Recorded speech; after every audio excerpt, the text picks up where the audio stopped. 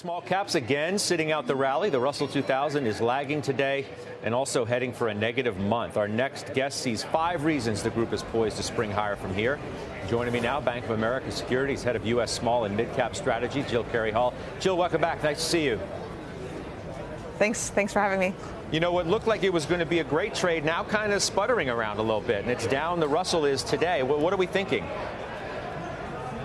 Well, I think even though we're starting off with a bad January after the 4Q rally, it doesn't necessarily mean we're going to have a bad year. There used to be these January effects in small caps where January used to be the best month and it used to be predictive of the year. But we haven't really seen that. It's not necessarily a great signal of how the year is going to end up anymore in recent decades. And we do think this is going to be the year you want to buy small caps. I think a lot of the macro indicators that are most correlated with small caps performance, when you think about PMIs, when you think about consumer sentiment, small business optimism, a lot of those are inflecting, turning more positively, bottoming off troughs. And this is an environment where profits growth is bottoming and picking up, and that's an environment where smaller stocks usually tend to outperform larger stocks. So I think this is. Go ahead. No, please, you finish. My apologies. No worries. I was going to say, I think, investor sentiment is starting to turn a bit more positively. And obviously, we've seen, some of the mega cap leadership from last year persist amid earnings this year.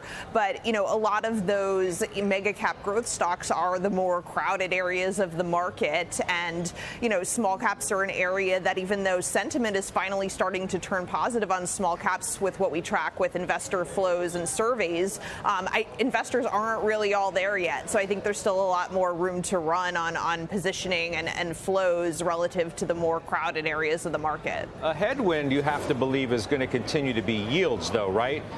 Today is a perfect example. You have, as yields move up, smalls go down. I think if we're in a backdrop where Fed is cutting rates, which we expect them to start cutting in March of this year, looking for 100 basis points of cuts throughout the year, typically small caps outperform in those environments. I think the biggest risk is if rates stay high, you still have small caps with a lot of short-term floating rate debt. So refinancing risk is definitely the biggest risk out there for small caps with respect to rates. I think the somewhat good news is that it's, seems largely priced into the index when you look at how much multiples for small caps have contracted over the period that rates have gone up.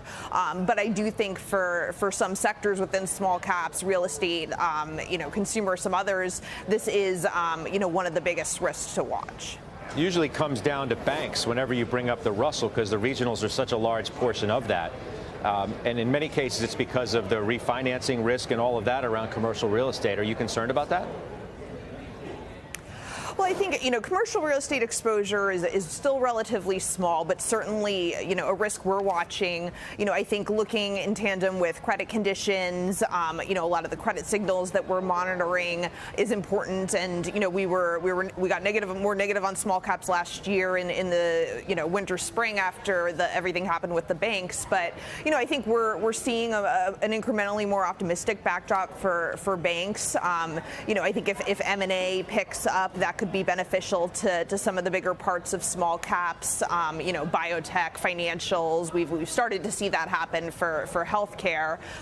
So, I think some of the biggest parts of small caps look, incrementally better than they did last year or the year before. We'll leave it there. Good to see you again. Carey joining us today.